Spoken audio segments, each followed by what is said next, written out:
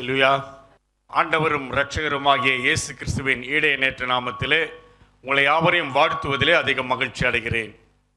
இந்த நாளிலும் உங்களோடு கூட ஆண்டவருடைய வார்த்தையை பகிர்ந்து கொள்ளும்படியாக ஆண்டவர் எனக்கு பாராட்டின கிருபைக்காக ஆண்டவருக்கு நன்றி செலுத்துகின்றேன். வேதத்தில் இப்படியாக எழுதப்பட்டிருக்கிறது, விதைக்கிறவனுக்கு விதையும் புசிக்கிறவனுக்கு ஆகாரத்தையும் கொடுக்கிறது எப்படியோ அப்படியே என் வாயிலிருந்து புறப்படும் வசனமும் இருக்கும்.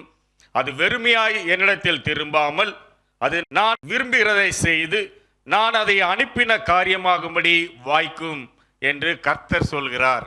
இது ஏசாயாவிலே 55ஆம் அதிகாரம் 10-11 வசனங்களிலே சொல்லப்பட்டிருக்கிறது. ஆண்டுடைய வார்த்தையை கேட்க இருக்கிறோம். ஆண்டுடைய வார்த்தை அது விரும்பினதை செய்து திரும்புகிற வார்த்தைகள், அது வல்லமுள்ள வார்த்தைகள். அந்த வார்த்தைகள் மேலே நம்ம நம்பிக்கை வைத்து நம்ம கேட்கும் பொழுது மாத்திரமே அது நம்மளே கிரியை செய்ய வல்லமை உள்ளதாக இருக்கும். ஒருவேளை இந்த நாளில் ஆண்டவருடைய வார்த்தையை கேட்கிற நீங்கள் அந்த வசனத்தின் அடிப்படையில் ஆண்டவரே என்னோடு கூட பேசுங்க, நீங்கள் பேசுகிற தெய்வம் சொல்லி கேட்கிறோமே, இந்த வார்த்தைகள் என்னோடு கூட பேசட்டும் சொல்லி நீங்கள் கேட்பீங்கன்னா ஆண்டவர் கண்டிப்பாக பேசுவார். ஒருவேளை நான் பேசுகிறது ஒரே செய்தியாக இருக்கலாம், ஆனால் உங்களுக்கு என்ன தேவை என்பதை பரமபிதா அறிந்திருக்கிறார். அந்த வார்த்தை மூலமாய் அவர் இடைபட வல்லமுள்ள தேவன். அந்த விசுவாசத்தின் அடிப்படையிலே நீங்கள் கேட்பீர்களானால் இந்த சத்திய வார்த்தைகள் உங்களோடு கூட இடைபடும். ஆண்டவர் உங்களுக்கு என்று வைத்திருக்கிற அந்த ஆவிக்குரிய ஆசீர்வாதத்தை நீங்கள் பெற்றுக்கொள்வீர்கள். கண்களை மூடி நம்ம ஜெயிப்போமா? ஆண்டவரே என்னோடு கூட பேசுங்க. ஆண்டவரே, இந்த உபவாச கூடுகையில இந்த செய்தியை கேட்டுட்டு நான் அப்படியே போறதுக்கு வரல, என்னோடு கூட நீங்கள் இடைபட வேண்டும், என்னோடு கூட நீங்கள் பேசணும், என் வாழ்க்கையில ஒரு மாற்றம் வேண்டும் சொல்லி நீங்க உண்மையாக கேட்பீங்கன்னா ஆண்டவர் அதை செய்ய வல்லமுள்ள தேவன். வாஞ்சி உள்ள ஆத்மா தான் திருப்தியாகும் சொல்லி வேதத்தில் எழுதப்பட்டிருக்கிறது. வாஞ்சியோடு ஆண்டவரே என்னோடு கூட பேசுங்க ராஜா அப்படின்னு உண்மையாக நீங்க யாரெல்லாம் கேட்பீங்களோ ஆண்டவர் உங்களோடு கூட பேச ஆவல் உள்ளவராய் உங்களை அருகாமையிலே கடந்து வந்திருக்கிறார். உலகத்தில் என்ன கஷ்டம் சூழ்நிலைகள் இருந்தாலும் எல்லாத்தையும் மறந்துட்டு ஆண்டவர் கொடுக்கிற அந்த ஆவிக்குரிய மன்னாவை பெற்றுக்கொள்ள வாஞ்சியோடு நீங்க ஆண்டவருடைய சமூகத்தில் உங்களை ஒப்பு கொடுப்பீங்களா? அப்படி உண்மையாக நீங்கள் அவளோடு கேட்பீங்கன்னா ஆண்டவர் உங்களுக்கு கண்டிப்பாக ஆண்டவர் உங்களுக்கு என்று வைத்திருக்கிற அந்த ஆசீர்வாதத்தை அவர் தர வல்லமையுள்ள தேவனாய் இருக்கிறார். கர்த்தாவே, என்னுடைய வாயின் வார்த்தைகளும் இந்த வசனத்தை இந்த வார்த்தைகளை கேட்கிற அனைவருடைய இருதயத்தின் நினைவுகளும் உம்முடைய சமூகத்திலே பிரீதியாய் இருப்பதாக. ஆமேன். அல்லேலூயா. இன்றைக்கு நம்முடைய ஆவிக்குரிய வாழ்க்கைக்கு பிரயோஜனமாக இருக்கும்படி நான் தெரிந்து கொள்ளப்பட்ட வேத வாக்கியம் சங்கீதம் 33:9. யாராவது எடுத்து வாசிக்கலாம். சங்கீதம் 33:9 வசனம். அவர் சொல்ல ஆகும், அவர் கட்டளையிட நிற்கும். நம்முடைய தேவன் ராஜாதிராஜன், கர்த்தாதி கர்த்தர். அவர் வானத்தையும் பூமியும் எல்லாவற்றையும் படைத்த தேவன். அவர் அவருடைய வார்த்தைக்கு அதிகாரம் உண்டு, வல்லமை உண்டு. இந்த வார்த்தையை கேட்கிற நாம அதெல்லாம் எவ்வளவு தூரத்தில் நம்ம உணர்ந்திருக்கிறோம் தெரியல. ஏன்னா அவர் சர்வ வல்லமுள்ள தேவன் சொல்லி நாம வாசிக்கிறோம். சங்கீத புஸ்தகம் 148ஆம் அதிகாரம் 5ஆம் வசனத்தில் அவைகள் கர்த்தரை நாமத்தை துதிக்க கடவுது, அவர் கட்டளையிட அவர்கள் சிருஷ்டிக்கப்பட்டது. ஆண்டவர் கட்டளையிட அவர்களாம் சிருஷ்டிக்கப்பட்டது. ஆண்டவர் இந்த உலகத்தை உண்டாக்கின போது சூரிய சந்திரன் நட்சத்திரங்கள் மற்ற விலங்குகள் எல்லாவற்றையும் உருவாக்க கடவுது என்று சொல்லி கட்டளையிட்ட போது எல்லாம் உருவாக்கப்பட்டது என்பதை நாம் அறிந்திருக்கிறோம். ஆனால் அப்படிப்பட்ட தேவன் தன்னுடைய வார்த்தையின் வல்லமையினாலே அதை உருவாக்கின தேவன் நம்முடைய வாழ்விலும் அந்த வல்லமையை விளங்க பண்ணுவார்னு சொல்லி நம்ம எவ்வளவு தூரம் அறிந்திருக்கிறோம் சொல்லி தெரியல. ஒருவேளை ஆண்டவருடைய பிள்ளைகளாய் நமக்கு ஏதாவது ஒரு சின்ன பிரச்சனை வரும்பொழுது அப்போதான் நம்முடைய உண்மையான விசுவாசம் என்னன்னே தெரியும். மற்றவங்களே கம்பேர் பண்ணுறது, அவங்களாம் நல்லா இருக்காங்களே, அப்படி இருக்காங்களே, இப்படிலாம் பண்ணுறாங்க, அவங்க நல்லா இருக்காங்களே, ஆனால் என்னுடைய வாழ்வில் மாத்திரம் ஏன் இப்படின்னு சொல்லி நிறைய கேள்விகள் நமக்குள்ளாய் வரும். ஆண்டவருக்குள்ளாய் இருக்கிற அந்த உறவில் இருந்து நம்ம பேக் ஸ்லைடிங் ஆகிறத நம்ம அறிந்திருக்கிறோம். ஒருவேளை உங்களுடைய சூழ்நிலைகள் எப்படிப்பட்ட சூழ்நிலையாக இருந்தாலும் சரி, ஒருவேளை உங்களுக்கு வியாதிகள் பலவீனங்கள் இருக்குமானால், எனக்கு இவ்வளோ நாளாக பலவீனம் இருக்குதே, இதுலேருந்து எனக்கு விடுதலை கிடைக்காதா அப்படின்னு சொல்லி ஏக்கத்தோடு கூட இருப்பீங்கன்னா, அல்லது உங்களுக்கு கடன் பிரச்சனைகள் இருக்கிறது, இப்படிப்பட்ட சூழ்நிலையிலிருந்து என்னை விடுவிப்பார் யார் அப்படின்னு சொல்லி நீங்கள் ஏங்கி கொண்டிருப்பீங்கன்னா, அல்லது நீங்க செய்யற பிசினஸ்ல தோல்விகள் அல்லது நஷ்டங்கள் வந்த சூழ்நிலைகள், அல்லது நீங்கள் படிக்கிற படிப்புல முன்னேற்றம் இல்லை அப்படிப்பட்ட சூழ்நிலைகள், அல்லது வேலை ஸ்தலங்களிலே எனக்கு வேண்டிய ப்ரொமோஷன்லாம் வரலையேன்னு சொல்லி ஏக்கத்தோடு கூட காத்து கொண்டிருக்கிறீங்களா? உங்களுக்கெல்லாம் ஆண்டவர் சொல்லுகிறது, ஆண்டவர் அவர் சொல்ல ஆகும், அவர் கட்டளையிட நிற்கும். அவர் கட்டளையிட்டா எப்பேற்பட்ட சூழ்நிலையும் மாறிவிடும். ஒருவேளை இந்த நாளிலும் ஆண்டவர் உங்களையும் என்னையும் பார்த்து கட்டளையிட விரும்புகிறார். அந்த கட்டளை இடும் பொழுது நமக்கு அதன் மூலமாய் கிடைக்கிற 4 ஆசீர்வாதங்களை நம்ம பார்க்க போகிறோம். ஒருவேளை ஆசீர்வாதம்னு எல்லாருக்குமே ரொம்ப சந்தோஷம், ரொம்ப நல்லதுதான். கண்டிப்பாக எல்லாம் ஆசீர்வதிக்கப்பட வேண்டும். இஸ்ரவேலை ஆசீர்வதிப்பதே எனக்கு பிரியன்னு சொல்லி ஆண்டவர் சொல்லியிருக்கிறார். ஆனால் அந்த ஆசீர்வாதத்தை பெற்றுக்கொள்ள வேண்டும் என்று சொன்னால் கண்டிப்பாக அதுக்கு கண்டிஷன்ஸ் உண்டு. அந்த 4 ஆசீர்வாதம் என்னன்னு பார்க்க போகிறோம். அதுக்கான கண்டிஷன்ஸை நம்ம நிறைவேற்றினால் மாத்திரம்தான் அந்த ஆசீர்வாதம் உங்களுக்கும் எனக்கும் கண்டிப்பாக கிடைக்கும். ஒருவேளை அந்த 4 ஆசீர்வாதங்களை குறித்து இந்த நாளிலே நாம் பார்க்க இருக்கிறோம். முதலாவது ஆசீர்வாதம், போஷிக்கும்படியாக கட்டளையிடுவார். 1 ராஜாக்கள் 17ஆம் அதிகாரம் 3-4 வசனங்கள் யாராவது எடுத்தவர் வாசிக்கலாம். 1 ராஜாக்கள் 17ஆம் அதிகாரம் 3-4 வசனங்கள். நீ இவ்விடத்தை விட்டு கீழ் திசையை நோக்கி போய் யோர்தானுக்கு நேராயிருக்கிற கேரித் ஆற்றண்டையிலே ஒளிந்து கொண்டிரு. அந்த ஆற்றின் தண்ணீரை குடிப்பாய், அங்கே உன்னை போஷிக்க காகங்களுக்கு கட்டளையிடுவேன் என்றார். அதிலே 9ஆம் வசனம் வாசிங்க. நீ எழுந்து சீதோனுக்கு அடுத்த சாரிபாத்து ஊருக்கு போய் அங்கே தங்கியிரு. உன்னை பராமரிக்கும்படி அங்கே இருக்கிற ஒரு விதவைக்கு கட்டளையிட்டேன் என்றார். இந்த பகுதியை நீங்கள் வாசிப்பீங்கன்னு சொன்னா, எலியா என்ற தீர்க்கதரிசியை கர்த்தர் எப்படி போஷிக்கிறார் என்பதை குறித்து நம்ம பார்க்கலாம். இன்னைக்கு அதன் மூலமா உங்களுக்கும் எனக்கும் ஆண்டவர் கற்றுக் கொடுக்கிற காரியத்தை நாம் கற்றுக்கொள்ள இருக்கிறோம். முதல்ல அவர் காகங்களுக்கு கட்டளையிடுகிறார், 2வது விதவைக்கு அவர் கட்டளையிடுகிறார். இஸ்ரவேல் தேசத்தில் கொடிய பஞ்சம் வந்து விட்டது. மழை இல்லை, பனி இல்லை, விளைச்சல் இல்லை. இப்படிப்பட்ட சூழ்நிலையில கர்த்தர் இந்த சூழ்நிலை நடுவிலே தாசனாகிய எலியாவை எப்படியாக அவர் போஷிக்கிறார் என்பதை குறித்து தான் இந்த பகுதியிலே நம்ம வாசித்துக் கொண்டிருக்கிறோம். நீ யோர்தானுக்கு நேராக இருக்கிற கேரித் ஆற்றண்டையிலே போய் ஒளிந்து கொண்டிரு, அந்த ஆற்றின் தண்ணீரை குடிப்பாய், உன்னை போஷிக்கும்படி காகங்களுக்கு கட்டளையிடுவேன் என்றார். 1 ராஜாக்கள் 17ஆம் அதிகாரம் 5-6 வசனத்திலே அவன் போய் கர்த்தருடைய வார்த்தையின்படியே யோர்தானுக்கு நேராக இருக்கிற கேரித் ஆற்றண்டையிலே தங்கியிருந்தான். காகங்கள் அவனுக்கு விடியற் காலத்திலே அப்பமும் இறைச்சியும், சாயங்காலத்திலே அப்பமும் இறைச்சியும் கொண்டு வந்தது. தாகத்துக்கு அந்த ஆற்றின் தண்ணீரை குடித்தான் என்று வேதத்தில் எழுதப்பட்டிருக்கிறது.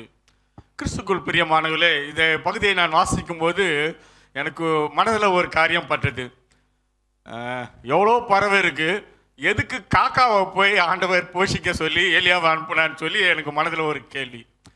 காக்காவுடைய பொதுவான குணம் என்னன்னா, ஒரு சின்ன வயசுல கதையெல்லாம் கேட்டிருப்பீங்கல்ல, பாட்டிக்கிட்டேருந்து வடையை எடுத்துன்னு போகிற வேலை, அதுக்கு எடுத்துன்னு போகிறது தான், மற்றவங்கிட்ட இருந்து பிடிங்கின்னு போகிறது தான் அது வேலை. அது எடுத்துன்னு வந்து கொடுத்ததா எந்த கதையும் கூட இல்லை.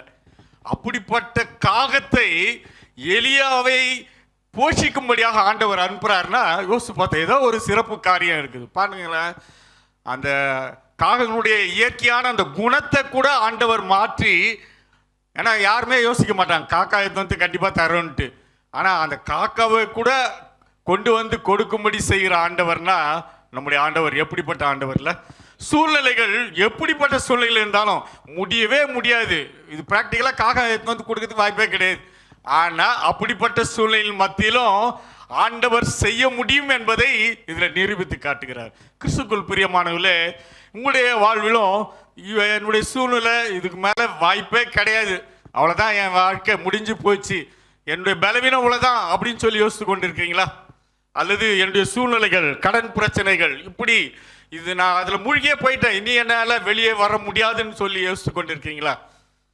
உலகப்பிரகாம சூழ்நிலையில் இந்த சூழ்நிலையிலிருந்து என்னால் மீளவே முடியாதுன்னு சொல்லி நீங்கள் எண்ணிக்கொண்டிருக்கீங்களா? ஆனால் ஆண்டவர் கட்டளையிட்டால், காகங்களுக்கு கட்டளையிட்டு ஆண்டவர் போஷித்த ஆண்டவர் இன்றைக்கு உங்களையும் அப்படி கட்டளையிட்டு போஷிக்க வல்லமுள்ள தேவனாகிறார். யாரெல்லாம் விசுவாசிக்கிறீங்க? அல்லேலூயா சொல்லுங்க பார்க்கலாம். அல்லேலூயா. உண்மையா ஆண்டவர் மேல நீங்கள் அப்படி விசுவாசம் வைத்து கேட்கும்போது ஆண்டவர் கட்டளையிடுவேன்னு சொல்லி வாக்குரைத்திருக்கிறார். அதனால இந்த பகுதி உங்களுக்காக எழுதப்பட்டிருக்கிறது, நமக்காக எழுதப்பட்டிருக்கிறது. நம்ம அதை தான் விசுவாசிக்கணும். ஒருவேளை ஒரு நல்ல ஒரு சூழ்நிலையில எனக்கு எல்லா வசதியும் கிடைச்சிச்சுன்னா ரொம்ப ஈஸி பாருங்க. முடியவே முடியாதுன்ற சூழ்நிலையில நம்முடைய ஆண்டவர் வல்லமுள்ள தேவன் சொல்லி நிரூபிக்கிற ஆண்டவர். இதை பார்க்கும்போது எனக்கு ரொம்ப ரெண்டு காரியங்கள் இதில் ஒன்று சொன்னேன். நான் காகம் அந்த கேரக்டரே கிடையாது, அதையும் பயன்படுத்த அவர் வல்லமுள்ள தேவனாக இருக்கிறார். ரெண்டாவது அவர் இதில் ஏசாயா 58ஆம் அதிகாரம் 8-9 வசனங்களே சொல்கிறார், என் நினைவுகள் உங்கள் நினைவுகள் அல்ல, உங்கள் வழிகள் என் வழிகளும் அல்லவென்று கர்த்தர் சொல்கிறார். பூமியை பார்க்கலும் வானங்கள் எப்படி உயர்ந்திருக்கிறதோ அப்படியே உங்கள் வழியை பார்க்கலும் என் வழிகளும் உங்கள் நினைவுகளை பார்க்கலும் நினைவுகளும் உயர்ந்திருக்கிறதுன்னு சொல்றார். ஆனால் நம்முடைய நினைவுகள் காற்று ஆண்டுடைய வழிகள் ரொம்ப உன்னதமான வழிகள். நம்ம அதை அண்டர்ஸ்டாண்ட் பண்ணுறது கிடையாதுல்ல. அவருடைய கரத்தில் கொடுக்கும்போது நம்ம நினைக்கிறதற்கும் வேண்டிக் கொள்கிறதற்கும் அதிகமாய் கிரியை செய்கிற தேவன். அதை நீங்கள் அனுபவிக்கும் பொழுதுதான், அவரை முழுமையாய் நம்பி அவரை சார்ந்து கொள்ளும் பொழுதுதான் அந்த அனுபவத்தை நீங்களும் நானும் பெற்றுக்கொள்ள முடியும். பாருங்க, உள்ள கிறிஸ்துக்குள் அன்பானவர்களே, இப்படிப்பட்ட சூழ்நிலையில் உங்களுடைய வாழ்க்கையில் இருக்குமானால் முழுமையாக ஆண்டவரே எனக்கு கட்டளை கொடுங்கள் ஆண்டவரே, என் சூழ்நிலைகள் மாற்ற மழை முடியும் ராஜா, ஏன்னா நீர் சொல்ல ஆகும், நீர் கட்டளையிட நிற்கும் சொல்லி வேதத்தில் வாசிக்கிறோமே. உண்மையாக நீங்கள் கேட்பீங்கன்னு சொன்னால் ஆண்டவர் பெரிய காரியங்களை செய்வார். ரெண்டாவது, காலங்கள் இப்படியே ஓடிடுச்சு, இப்போ ஆற்றுல தண்ணியும் வத்தி போயிடுச்சு. அப்போ எலியாவை போஷிக்கணும் ஆண்டவர். அப்போ என்ன செய்கிறார் பாருங்க, 1 ராஜாக்கள் 17ஆம் அதிகாரம் 9ஆம் வசனம் யாராவது எடுத்து வாசிக்கலாம். 1 ராஜாக்கள் 17:9. எழுந்து சீதோனுக்கு அடுத்த சாரிபாத் தங்கியது பராமரிக்கும்படி அங்கே பராமரிக்கும்படி ஒரு விதவிக்கு கட்டளையிட்டேன்னாரு. இதை யோசிக்கும் போது எனக்கு ரொம்ப ஆச்சரியமா இருந்துச்சு. ஒருவேளை ஆண்டவர் அப்படி பராமரிக்கணும்னா ஒரு அந்த ஊர்லேயே கொஞ்சம் நல்ல வசதி இருக்கிறவங்க, இல்லை இந்த பஞ்சத்து காலத்துலேயும் கொஞ்சம் எல்லாம் வச்சிருக்கிறவங்க கிட்ட போய் அனுப்புனாருன்னா அது சரியாக இருக்கும். ஒரு விதவை, அதுவும் பின்னால் அந்த பகுதியெல்லாம் படித்து பார்த்தீங்கன்னா பயங்கர கஷ்டமாக இருக்கும். ஏற்கனவே இந்த பஞ்ச காலத்தில் ரொம்ப கஷ்டம், யாராக இருந்தாலும் கஷ்டமாக இருக்கும். விதவைகள்னா ரொம்ப கஷ்டமான சூழ்நிலையில் இருக்கும். ஒருவேளை அந்த பகுதியை நம்ம வாசிக்கும் பொழுது போய் எலியா தீட்சை கேட்கும்போது சொல்கிற, என்கிட்ட கொஞ்சம் மாவு கொஞ்சம் எண்ணெய் தான் இருக்குது, கடைசியாக நானும் என் மகனும் சாப்பிட்டு செத்து போக போகிறோம், இதுதான் என்னுடைய நிலைமை அப்படின்னு சொல்கிறாரு. அவர் சொல்கிறாரு, முதல்ல எனக்கு ஒரு அடையை சுட்டு எடுத்துன்னு வா அப்படின்றாரு. உடனே கீழ்ப்படிந்து அவர் செய்கிறாள். அப்படி செய்யும் பொழுது அந்த பஞ்சகாலம் முடிகிற வரைக்கும் அவருடைய மாவு குறைவே இல்லை, எண்ணெய் கொஞ்சமும் குறைந்தே போகலைன்னு சொல்லி வாசிக்கிறோம். நான் யோசித்து பார்த்தேன், ஆண்டவர் பாருங்களேன் எப்படிப்பட்ட ஆண்டவர்னு சொல்லி. ஒரு விதவினிடத்தில் அனுப்பி ஆண்டவர் கட்டளையிட்டு அந்த காரியத்தை செய்தார்னா நான் யோசித்து பார்த்தேன், வேற யாருக்காவது கட்டளை இட்டுருக்கலாம்ல, ஏன் விதவை கிட்ட போய் கட்டளை இடணும்? ஏன்னா அவருடைய வார்த்தைக்கு அவர் கீழ்ப்படிவார் என்பதற்காக தான் அவர் பண்ணார். இன்னொரு காரியம் என்னன்னா, 2 காரியம். ஒன்று, தீர்க்கதரிசியை போஷிக்க வேண்டும். பஞ்ச காலத்தில் நீங்கள் எப்படிப்பட்ட சூழ்நிலைகள் இருந்தாலும் ஆண்டோடைய பிள்ளைகளாக இருந்தால் ஆண்டவர் கண்டிப்பாக போஷிப்பார் என்பதுக்கு தான் அந்த பகுதி நமக்கு சொல்லப்பட்டிருக்கிறது. ஒருவேளை காகங்களை கொண்டும் போஷிப்பார், விதவிதத்தில் கட்டளையிட்டும் போஷிக்க அவர் வல்லமுள்ள தேவன் என்பதை ஆண்டவர் இந்த இடத்துல திட்டம் தெளிவுமாய் சொல்லியிருக்கார். 2வது காரியம், இந்த விதவையும் போஷிக்கணும். பாருங்க, ஆண்டவர் வெறும் ஆண்டோடைய பிள்ளைகளை மாத்திரம் இல்லை, ரொம்ப ஏழ்மையிலே தேவையோடு இருக்கிற மக்களை கூட ஆண்டவர் போஷிக்க வல்லமுள்ள தேவனாக இருக்கிறார். அவர்களும் அவருடைய வாழ்வை முழுவதும் அந்த பஞ்சகாலம் முழுவதும் அவங்க அது மாதிரி இருந்துக்க வாய்ப்பே இல்லைல்ல. உங்களுக்கு எதுவும் குறையில்லாமல் ஆண்டவர் நடத்தினார். கிறிஸ்துக்குள் பிரியமானவர்களே, நீங்களும் நானும் ஆண்டோடைய பிள்ளைகளாக இருக்கும்போது எப்பேற்பட்ட சூழ்நிலை வந்தாலும் ஆண்டவர் நம்மை கைவிடாத தேவன். அவர் யாருக்காவது கட்டளையிட்டு அதை உண்மையாய் என்னுடைய வாழ்விலே அதை நிறைவேற்ற வல்லமையுள்ள தேவனாக இருக்கிறார். நான் ஒரு சாட்சியை நான் வாசித்தேன். ஒருவர் ஆண்டோடைய அழைப்பை பெற்று ஆண்டோடைய ஊழியத்தை செய்ய அவர் புறப்பட்டார். அவருக்கு அழைப்பை ஏழ்மை மக்கள் மத்தியிலே ஊழியம் செய்யணும்னு சொல்லி, அவங்க மத்தியில் போய் ஊழியம் செய்தால் காணிக்க வராது, கொஞ்சமாக தான் இருக்கும். ஆனால் அவர் ஆண்டுடைய வார்த்தைக்கு கீழ்ப்படிந்து அநேக ஆண்டுகளாய் அந்த ஊழியத்தை செய்து வந்தார். அது நிமித்தமாக அநேக ஆத்துமாக்களை ஆண்டவர் கொள்ளை பொருளை தந்தார். அவருக்கு வேண்டிய தேவைகள் மட்டும் சந்திக்கப்பட்டது. அவர் குடும்பத்தின் தேவைகள் வர காணிக்கையில் அந்த ஊழியத்தை செய்து முடிந்த அளவுக்கு மற்றவர்களுக்கு எல்லாம் உதவி செய்து கொண்டிருந்தார். நாட்கள் கடந்தது. திடீர்னு அவர் நோய்வாய்ப்பட்டு விட்டார். ஆஸ்பத்திரியில் அவர்கள் சேர்த்தார்கள். சொல்லிட்டு ஒரு பெரிய ஆப்ரேஷன் பண்ணணும், இதுக்கு 2 லட்சம் ரூபாய் செலவாகும் அப்படின்னு சொல்லி டாக்டர் சொல்லிட்டாங்க. இவரோ ஒரு ஊழியம் செய்கிறவர், அன்னைக்கு உரையது அன்னைக்கு ஆண்டவர் தந்து அதுதான் வழி நடத்தினார். அவருக்கு ரொம்ப தேவைகள் உண்டு, என்ன பண்ணதுனே தெரியல. ஆண்டவருடைய சமூகத்தில் அவர் நோக்கி ஆண்டவரை விண்ணப்பம் செஞ்சார். ஆண்டவரே, நம்முடைய ஊழியத்தை செய்கிறேன், இப்படிப்பட்ட தேவைகள் இருக்குது, எனக்கு உதவி செய்யுங்கன்னு சொல்லி அவர் தூங்கி விட்டார்.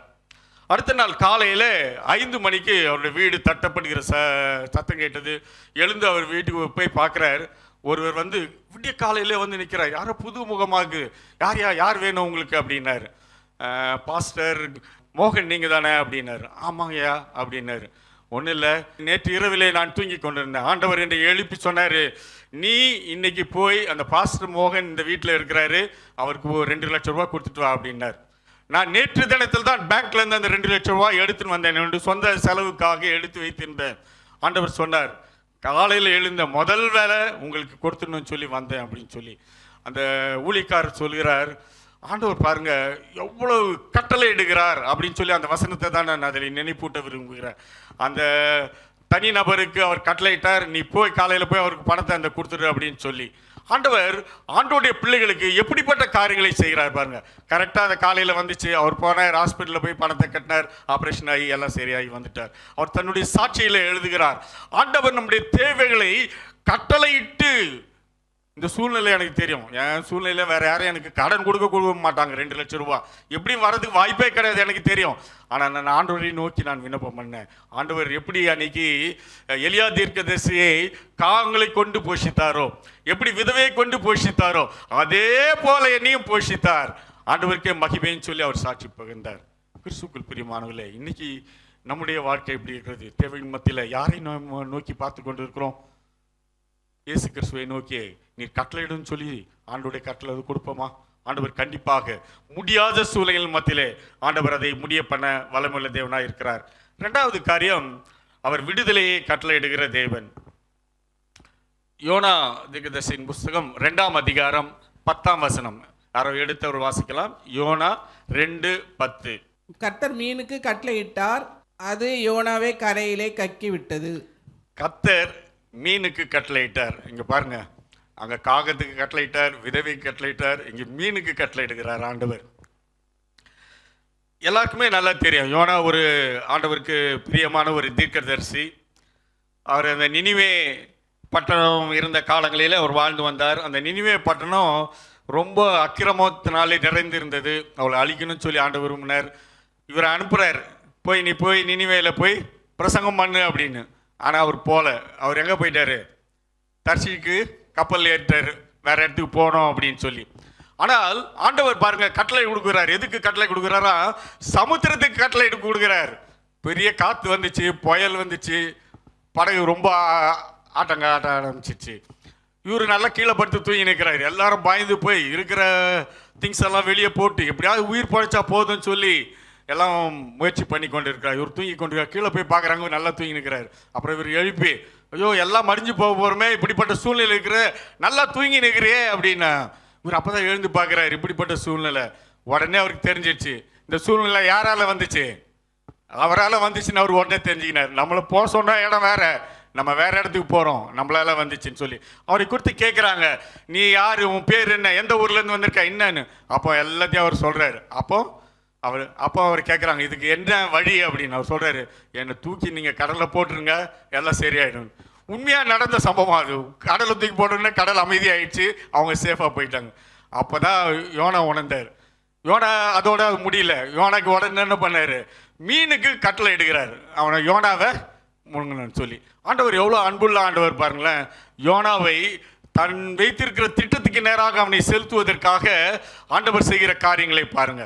அழகா மீன் கட்டளை எடுக்கிறார், மீன் அவளை விழுங்குறது. 3 நாள் உள்ள இருக்கார், 3 நாளில் எல்லாத்தையும் ரெடி பண்ணிடுறாரு யோனாவை.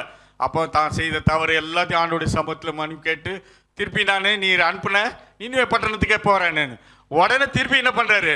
மீனு கட்டளை கொடுக்குறாரு. மீன் எடுத்து வந்து வெளியே அவர் வாந்தி பண்ணி போட்டுச்சு. அவ்வளோதான். பாருங்க, ஆண்டவர் கட்டளை இட்டா நிற்கும் என்ற வார்த்தை அப்படியே நடக்கும். ஆண்டவர் அது ஒவ்வொரு இதையும் உங்களிலே எங்களிலே நிறைவேற்ற அவர் வல்லமுள்ள தேவராயிருக்கார். ஆண்டவர் நமக்கு கட்டளையிட நம்ம சொல்லணும், ஆண்டவரே என் மேலே இந்த காரியங்களுக்காக கட்டளையிடுங்க ஆண்டவரேன்னு சொல்லும்போது ஆண்டவர் கண்டிப்பாக அவர் செய்வார். திருப்பி நினிவே பட்டணத்துக்கு போகிறாரு, பிரசங்கம் பண்ணுறாரு. அங்கேயும் ஒரு அருமையான ஒரு சம்பவம். இங்கே ஆண்டவர் நமக்கு கற்றுக் கொடுக்கிற காரியம், ஒருவேளை நம்ம ஆண்டவருடைய சித்தத்துக்கு நேராய் செல்கிறோமான்னு சொல்லி அறிந்து கொள்ள அழைக்கப்படுகிறோம். விடுதலை நம்ம பெற்றுக்கொள்ள வேண்டும் என்று சொன்னால் ஆண்டவருடைய சித்தத்துக்கு கீழ்ப்படினோம். எப்படி யோனா ஒருவேளை அவன் மாறி போயினா கூட அது தவறை உணர்ந்து அவன் திரும்பி வரும்பொழுது மாத்திரமே ஆண்டவருடைய கட்டளை அவனுடைய வாழ்விலே பரிபூர்ணமாய் விளங்கினதை பார்க்குறோம். கிறிஸ்துக்குள் பிரியமானவர்களே, நம்மளும் காரியங்களை நம்ம யோசித்து பார்க்க அழைக்கப்படுகிறோம். நம்ம ஆண்டவருடைய சித்தத்துக்கு நேராய் போகிறோமான்னு யோசித்து பாருங்க. ஒருவேளை நம்மளுக்கே தெரியும், நம்மளுக்கு இந்த டைம்லாம் போனேன்னா ரொம்ப கஷ்டமாக இருக்குன்னு சொல்லி நம்மளே வேறு ரூட்டில் போயிடுவோம், நம்ம அதெல்லாம் விட்டுருவோம் நம்ம. ஆனால் ஆண்டவர் உங்களுக்கும் எனக்கும் வைத்திருக்கிற அந்த திட்டத்துக்கு நேராக நீங்களும் நானும் செல்லாத பட்சத்தில் யோனாக்கு எப்படி பிரச்சனை வந்துச்சோ அப்படி தான் வரும் நம்மளுக்கு வாழ்க்கையிலும். ஆண்டவர் அதன் மூலமாய் நம்மளுக்கு கற்றுக் கொடுக்கிறார். ஆண்டவர் நம்ம மேலே அன்பு வைத்திருக்கிறார். அதனால தான் அந்த பிரச்சனை ஊடாய் அவனை வர வைத்து அவனை மனம் மாற வைத்து திரும்பி நினிவே பட்டணத்துக்குள்ளாய் அனுப்புகிறார். கிறிஸ்துக்குள் பிரியமானவர்களே, ஒருவேளை உங்களுடைய வாழ்க்கையில் ஆண்டவர் உங்களுக்கு வைத்திருக்கிற திட்டத்துக்கு நேராக செல்றீங்களா? செல்லனா இன்னைக்கு யோனாவை போல நீங்கள் ஒப்பு கொடுப்பீங்கன்னு சொன்னா ஆண்டவர் உங்களுக்கு நின்று வைத்திருக்கிற ஆசீர்வாதத்தை அவர் கட்டளையிட அவர் வல்லமுள்ள தேவனாய் இருக்கிறார். திருப்பி அவர் நினிவே பட்டணத்துக்கு போறார், பிரசங்கம் பண்றார். பிரசங்கம் பண்ண உடனே அங்கே ஒரு அற்புதமான ஒரு காரியம் நிகழ்வதை பார்க்கணும் இல்லை? ஆண்டு வார்த்தையை சொன்ன பிறகு உடனே பெரியவர் முதற்கொண்டு சிறியவர் வரைக்கும் விலங்கினங்கள் எல்லாம் என்ன பண்ணாங்களா? உபவாசம் இருந்து ரெட்டுடுத்தி ஆண்டவருடைய சமூகத்தில் மனம் மாறினாங்களாம். ஆண்டவர் அழிக்கணும்னு சொல்லி யோசித்து சொன்ன அந்த காரியங்கள் ஆண்டவர் மீது மனந்திறங்கி, ஏன்னா மனம் மாறிட்டாங்க. அவருடைய தவறுகளை உணர்ந்து அவர்கள் மனம் மாறி நிமித்தமாக ஆண்டவர் அவளை அழிக்காமல் விட்டார் என்று சொல்லி நம்ம பார்க்குறோம். கிறிஸ்துக்குள் பிரியமானவர்களே, இன்றைக்கு நம்முடைய காரியங்கள் கஷ்டமான சூழ்நிலையில் வரும்போது யோசிச்சு பார்க்குறோமா? இது ஏன் என் வாழ்க்கையில் நடந்தது? ஆண்டவர் வைத்திருக்க திட்டத்துக்கு நேராய் நான் செல்றேனா? செல்லலை அப்படின்னு சொன்னால் அன்னைக்கு எப்படி அப்படி நினிவே மக்கள் மனம் மாறினாங்களோ அப்படி நீங்களும் நானும் மனம் மாறும் பொழுது ஆண்டவர் கண்டிப்பாக அவள் அழிவிலிருந்து நம்மை மீட்டு ஆண்டவர் நமக்கு ஆசீர்வாதத்தை கட்டளையிட வல்லமுள்ள தேவனாய் இருக்கிறார். மூன்றாவது காரியம், அவர் பலத்தை கட்டளையிடுகிற தேவன். ஏற்கனவே 2 காரியத்தை பார்த்தோம். ஒன்று போஷிக்கும்படி அவர் கட்டளையிடுகிறார், 2வது விடுதலையை அவர் கட்டளையிடுகிறார், 3வது அவர் பலத்தை கட்டளையிடுகிறார். சங்கீதம் 68ஆம் அதிகாரம் 28ஆம் வசனம். சங்கீதம் 68:28. உன் தேவன் உனக்கு பலத்தை கட்டளையிட்டார், தேவனே நீர் எங்கள் நிமித்தம் ஒன்றிய பணிததை திடப்படுத்தும் என்று சொல்லி சொல்கிறார். பாருங்க, தேவன் நமக்கு பலத்தை கட்டளையிடுகிற தேவன். உங்களுடைய வாழ்க்கையில என்னுடைய வாழ்க்கையில தேவன் அந்த பலத்தை கட்டளையிட்டால் மட்டுமே அந்த பூர்ண பலத்தை நீங்களும் நானும் பெற்றுக்கொள்ள முடியும். ஓய்வு நாளிலே இயேசு கிறிஸ்து போதகம் பண்ணும்படியாக அவர் போகிறார். அப்போது 18 வருஷமாய் பலவீனப்படுத்தும் ஆவியை கொண்ட ஒரு ஸ்திரீ அங்கே இருக்கிறார். அவள் எவ்வளவும் நிமிரக்கூடாத கூனியாய் இருந்தாலும் சொல்லி எழுதப்பட்டிருக்கிறது. இயேசு அவளை கண்டு தம்மிடத்தில் அழைத்து, ஸ்திரீயே உன் பலவீனத்தில் என்று விடுதலை ஆக்கப்பட்டாய் என்று சொல்லி அவள் மேல் தமது கைகளை வைத்தார். உடனே அவள் நிமிர்ந்து தேவனை மகிமைப்படுத்தினாள். இது லூக்கா 13ஆம் அதிகாரம் 10-13 வசனங்களில் இது சொல்லப்பட்டிருக்கிறது. உள்ள இங்க பாருங்க, ஆண்டவர் அந்த பலவீனமான இருக்கிற அந்த மகளுக்கு ஆண்டவர் பலத்தை தருகிற ஆண்டவர். இன்னைக்கு நீங்களும் உங்களுடைய வாழ்க்கையில பலவீனத்தோடு இருக்கிறீங்களா? அன்றைக்கு எப்படி 18 வருஷமாய் பலவீனப்படுத்தும் ஆவியை உடைய அந்த மகளை ஆண்டவர் சுகப்படுத்தினாரோ, அவர் கட்டளையிட்டார், அந்த பலவீனம் அவளை விட்டு நீங்கினதுன்னு சொல்லி பார்க்கிறோம். இன்னைக்கும் ஆண்டவர் உங்களை மேலே என் மேலே அந்த கட்டளையிட அவர் விரும்புகிறார். நாம் ஆயத்தமாக இருக்கிறோமா? அதுக்கு நம்ம தகுதி உள்ளவர்களாக இருக்கிறோமா? ஆண்டவர் என்னுடைய வாழ்க்கையில எப்படி அந்த 18 வருடம் நிமிரக்கூடாத அந்த கூனியாக இந்த மகளுக்கு நீ கர்த்தாவை கட்டளையிட்டு சுகத்தை தந்தீரோ, என்னுடைய பலவீனத்தை நீக்கும் சொல்லி உண்மையாய் நாம கேட்கும்போது ஆண்டவர் செய்ய வல்லமுள்ள தேவனாய் இருக்கிறார். பேதுரும் யோவானும் தேவாலயத்துக்கு 9ஆம் மணி வேளையிலே ஜெப வேலை நேரத்தில் அவர் போனார்னு சொல்லி வேதத்தில் எழுதப்பட்டிருக்கிறது. அப்போது தாயின் வயிற்றிலிருந்து சப்பானியாய் பிறந்த ஒரு மகனை கொண்டு வராங்க. அவனை எடுத்து அந்த ஆலய மோப்பு வாசலில் உட்கார வைப்பாங்க. அவன் பிச்சை கேட்பான், திருப்பி எடுத்து அங்கே விட்டுருவாங்க. இதுதான் அவனுடைய வேலை. அன்னைக்கு எடுத்து வந்து விடுறாங்க. அப்போ பேதுருவையும் யோவானையும் அவன் பார்த்து அவங்களை பிச்சை கேட்குறான். பிச்சை கேட்டோன்னா அவர்கிட்டருந்து ஏதாவது கிடைக்கும்னு சொல்லி அவளை நோக்கி பார்க்குறான். அப்போ சிலர் 3ஆம் அதிகாரம் 6, 7, 8 வசனங்களிலே, அப்பொழுது பேதுரு, வெள்ளியும் பொன்னும் என்னிடத்தில் இல்லை, என்னிடத்தில் உள்ளவைகளை உனக்கு தருகிறேன், நசரேயனாகிய இயேசுவின் நாமத்தினாலே நீ எழுந்து நட என்று சொல்லி வலது கையினால் அவனை பிடித்து தூக்கினான். உடனே அவனுடைய கால்களும் கரடுகளும் பலன் கொண்டது. அவன் குதித்தெழுந்து நின்று நடந்தான். நடந்து குதித்து தேவனை துதித்து கொண்டு அவனுடனே கூட தேவாலயத்துக்குள் பிரவேசித்தான் என்று எழுதப்பட்டிருக்கிறது. ஆண்டவர் இந்த வார்த்தையை கேட்ட பாருங்க, தாயின் வயிற்றிலிருந்து சப்பானியாய் பிறந்த ஒருவனையே கூட ஆண்டவர் சுகப்படுத்தினார்னா உங்களையும் என்னையும் சுகப்படுத்த அவர் வல்லமுள்ள தேவனாய் இருப்பார்.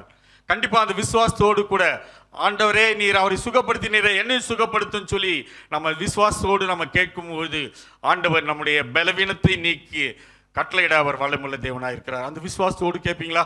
நீங்க உண்மையான விசுவாசத்தோடு கேட்பீங்கன்னா நீங்கள் விசுவாசிக்கிறபடியே உங்களுக்கு ஆக கடவுதுன்னு சொன்ன அந்த வார்த்தையின்படியே நம்ம கேட்கும்பொழுது ஆண்டவர் கண்டிப்பாக செய்ய வல்லமுள்ள தேவனாய் இருக்கிறார்.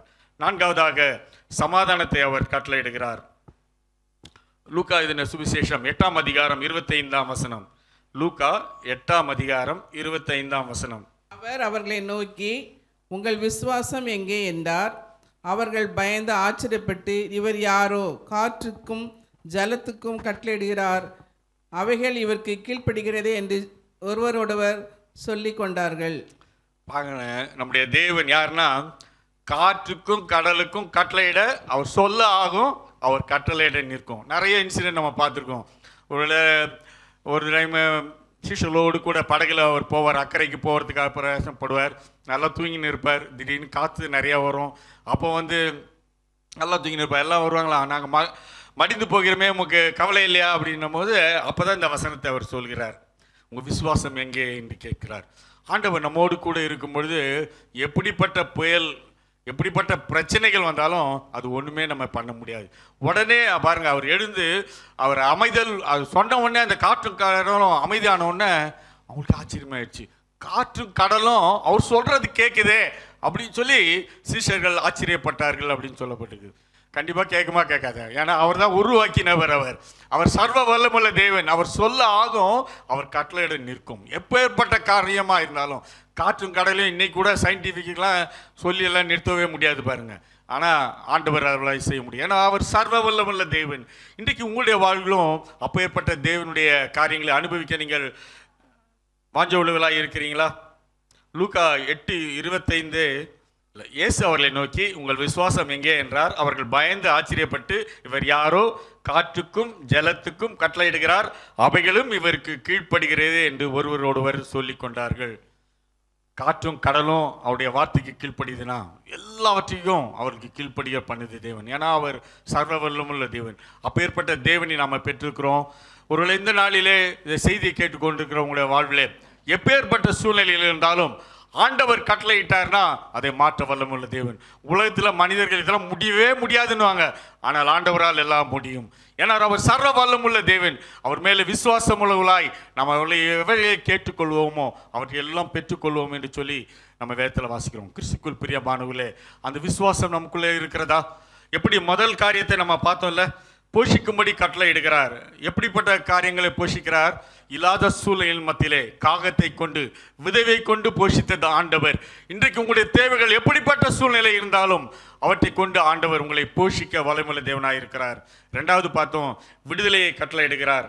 நினிவே பட்டணத்திலே சூழ்நிலைகள் எப்படிப்பட்ட சூழ்நிலையில் இருந்தாலும் அந்த சூழ்நிலையின் மத்தியிலே அந்த யோனா என்ற தீர்க்கதரிசியை அவனுடைய வாழ்விலே வேறு பகுதியிலே சென்றாலும் அவனை மீண்டுமாய் திருப்பி அவனை நேர்வழியிலே நடத்தின தேவன்.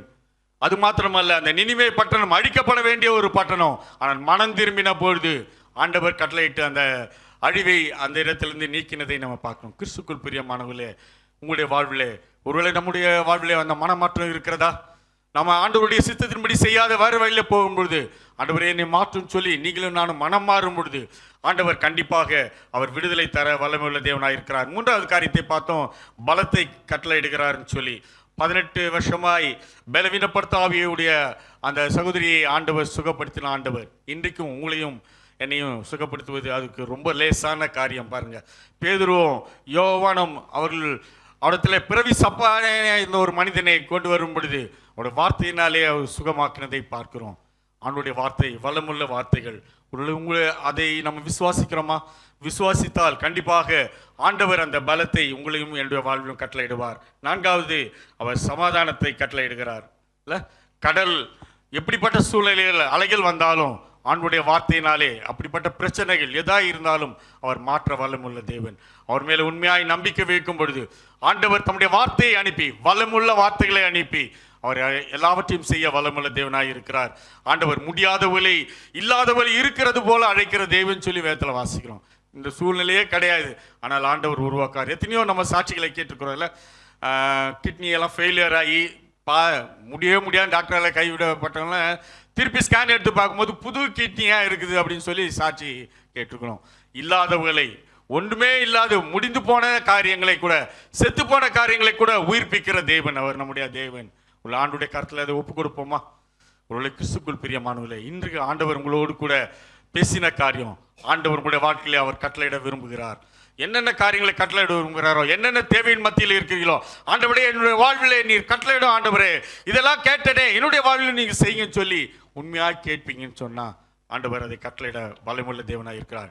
கண்களை மூடி ஆண்டுடைய சமூகத்தில் அர்ப்பணம் செய்வோமா? அன்புள்ள ஆண்டவரே, நீர் எங்கள் மீது வைத்த மகா அன்புக்காக நமக்கு நன்றி செலுத்துகிறோம். இந்த நாளிலே கர்த்தாவே, நீர் எப்படியாக கட்டளையிட்டு காரியங்களை நீர் செய்தீரோ, உலகப்புறமான சூழ்நிலையில முடியாத சூழ்நிலைகள் அல்லது இப்படிப்பட்ட சூழ்நிலைகள் நடக்கவே முடியாது என்ற சூழ்நிலையின் மத்தியில் அதெல்லாம் நடக்க பண்ணின தேவன் நீர். சர்வ வல்லமுள்ள தேவன். நீ சொல்ல ஆகும், நீர் கட்டளையிட நிற்கும் சொல்லி வேதத்தில் வாசிக்கிற பிரகாரம் இன்னைக்கு நிறைய இன்சிடெண்ட்டை நாங்கள் வேதத்தின் அடிப்படையில் பார்த்தோம். அப்படிப்பட்ட இன்சிடென்ட்லாம் எங்களுக்கு நீர் எழுதி வைத்திருக்கிறது. உன்னுடைய வாழ்விலும் நான் செய்வேன் சொல்லி நீர் வாக்குறுத்திருக்கிற தேவன். வாக்கு மாறாதவராய் எங்கள் மத்தியில் கடந்து வந்திருக்கிறபடினாலே நன்றியோடு துதிக்கிறோம், ஸ்தோத்திரிக்கிறோம். இந்த கேட்டிருக்கிற யாருடைய வாழ்விலும் இப்படிப்பட்ட சூழ்நிலையின் மத்தியில் ஆண்டவரே, என்னுடைய வாழ்விலும் இப்படிப்பட்ட காரியங்களை செய்ய மாட்டீரா ஆண்டவரே, என்னை போஷிக்கும்படி நீர் கட்டளையிட மாட்டீரான்னு சொல்லி ஏங்கி கொண்டிருக்கிற அவருடைய வாழ்விலும் ஆண்டவர் அவளை போஷிக்க நீர் வல்லமுள்ள தேவனாய் இருக்கிறேன் என்பதை நீ நிரூபிக்க போவதற்காக நமக்கு நன்றி செலுத்துகிறோம் ராஜா. இல்லாது இந்த காரியத்திலேருந்து எனக்கு விடுதலையே இல்லையே, இன்னும் ரொம்ப கஷ்டத்துல இருக்கிறனே, எனக்கு ஒரு விடுதலை கிடைக்காதான்னு சொல்லி இந்த பாவத்து பழக்கத்திலிருந்து விடுதலை கிடைக்காதான்னு ஏங்கி கொண்டிருக்கிற யாராவது இருப்பாருன்னு சொன்னா ஆண்டவரே, நீர் இந்த விடுதலையை கட்டளையிடுகிற தேவன் என்பதை நாங்கள் கேட்ட அந்த நிகழ்ச்சியின் மூலமாக, நினிவே பட்டணத்திலே கர்த்தாவே நீர் மாற்றின நிகழ்ச்சியின் மூலமாக, யோனாவின் வாழ்விலே கொடுத்த அந்த மனமாற்றத்தின் நிமித்தமாக நீர் செய்த காரியங்களை இந்த நாளிலும் அவருடைய வாழ்விலும் நீ செய்ய வல்லமுள்ள தேவனாய் இருப்பதற்காக நன்றியோடு துதிக்கிறோம், ஸ்தோத்திரிக்கிறோம் ராஜா. அதே போல எங்களுடைய பலவீனத்திலே எங்களுடைய பலத்தை தர கட்டளையிட ஆண்டவர் நீர் வல்லமுள்ள தேவன் சொல்லி நாங்கள் வேதத்தில் வாசித்தோம். எத்தனை பேரை நீர் இந்த உலக சுகப்படுத்தினீர் ராஜா. இன்றைக்கும் அந்த வல்லமுள்ள தேவன் உங்களுடைய கரம் குறுகி போலன்னு சொல்லி வேதத்தில் வாசிக்கிறோம். நீர் அப்படியா யாரெல்லாம் விசுவாசித்து இவர்களுக்கு செய்தீரே எனக்கும் செய்யும் சொல்லி இன்னைக்கு கேட்கிறாங்களோ அவர்களுக்கெல்லாம் நீர் அப்படியே நீ செய்ய போவதற்காக நமக்கு நன்றி செலுத்துகிறோம் ராஜா. சமாதானத்தை கட்டளையிடுகிற தேவன் ராஜா. கர்த்தாவே, பெரும் புயல்கள் வந்தாலும் எதிர்ப்பான காற்றுகள் வந்தாலும் அவற்றின் மத்தியிலும் அவளை அமைதலாய் இருக்க பண்ணுகிற தேவன் நீர். அப்படி எங்கள் மத்தியிலே கடந்து வந்திருக்கிறபடினாலே நன்றியோடு துதிக்கிறோம், ஸ்தோத்திரிக்கிறோம். தொடர்ந்து கர்த்தாவே ஒவ்வொருவரோடு கூட நீர் பேசுங்க. நீர் எங்களோடு கூட இடைப்பட்டதற்காக உமக்கு நன்றி ராஜா. சகல துதி கன மகிமை மக்கே செலுத்துகிறோம். மீட்பர் இயேசுவின் மூலம் ஜெபம் கேளும் நல்ல பிதாவே, ஆமென். அல்லேலூயா, அல்லேலூயா, அல்லேலூயா.